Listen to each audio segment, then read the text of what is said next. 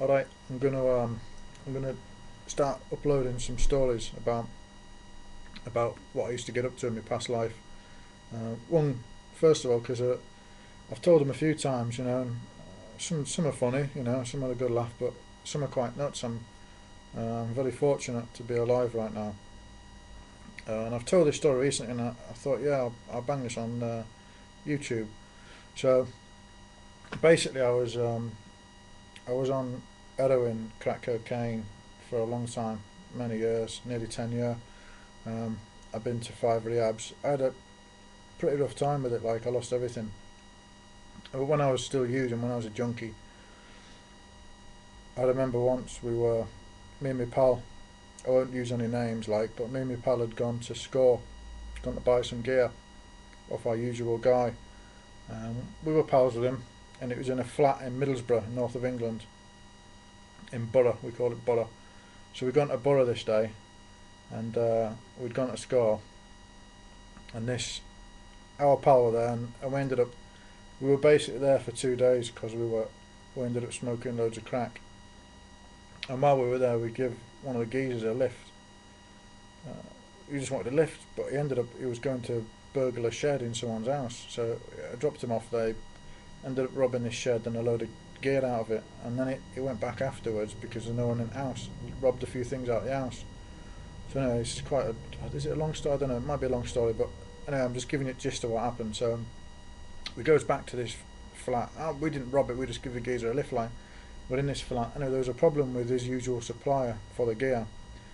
As it happened, the guy who lived next door to him in the flat was this massive meathead. I mean, a big mixed race guy covered in tattoos. He looked like Rambo. He was massive, proper bald head, ugly get. Who looked nuts. I mean, you wouldn't even want to look at him because he'd stare at you the wrong way and it'd probably kill you. I mean, he was a scary man. In that lifestyle, you meet a lot of people. I've met a lot of scary people, but this guy was different. This guy was nuts, man. You wouldn't think twice about poking your eyes out and killing you, pissing in your eyeball sockets. So he'd had a deal with our this geezer had a deal with our man that we bought off to start supplying him gear on tick, better quality, better deal. So this had nothing to do with us. We just used to go and buy off the guy. So we're there one day, and money were tight, things weren't going good, and we were around there. Anyway, this geezer wanted his money. Like he wanted his money for gear.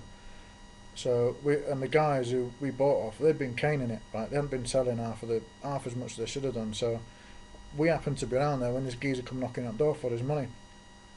So as he come round, he noticed all this sketchy gear in the house. Oh, what's this? What's this? And he was going to buy a few bits to take some of the money off the deal. And anyway, as it happened, he did the deal. Things were cool.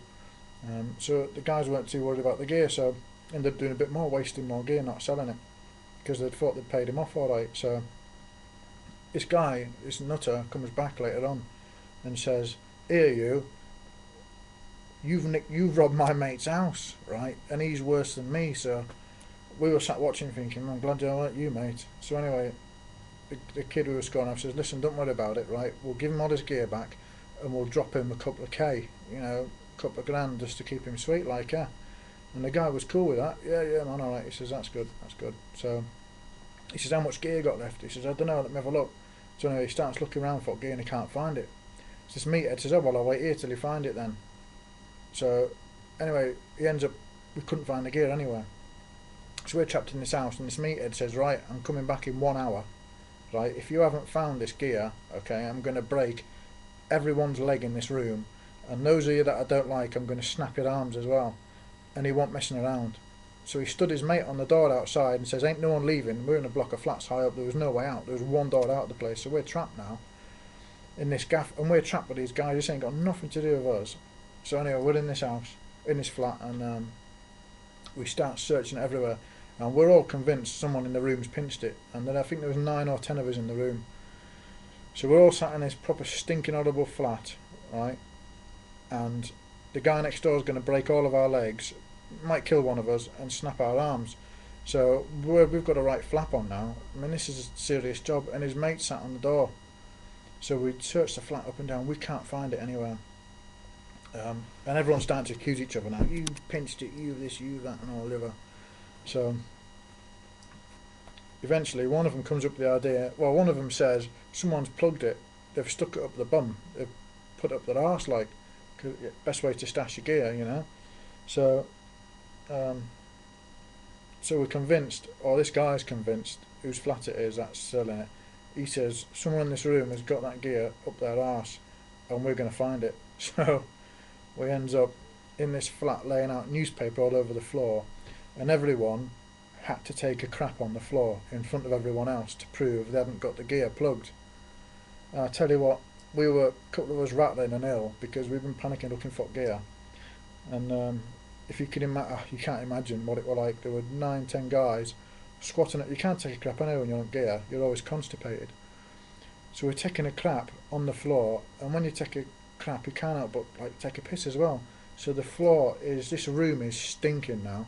Right, you've got 9 guys trying to crap on the floor in a small room on paper, and the smell. There's like 2 of them are puking up. Ours are reaching, and there's piss everywhere.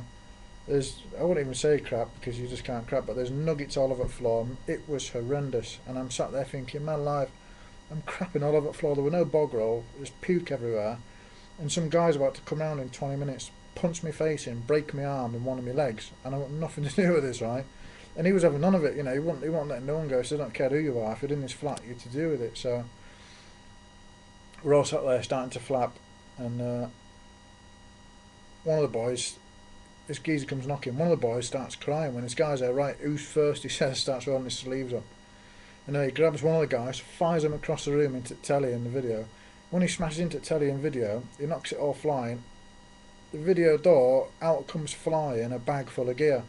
One of the lads in there, he's not too sharp, like, it's not the sharpest knife on the rack. Forgot he'd put the gear in the video recorder. He'd forgot he'd put it there. I don't know if he were chancing it, hoping he'd get away, like, but out comes the gear flying away. So anyway, it all worked out in the end. We got the gear sold, paid the guy off, and we got out of there. So it was horrible. So never get trapped in a flat taking a crap on the floor with 9 other people. That ain't fun. I'll think of some more and I'll post them soon.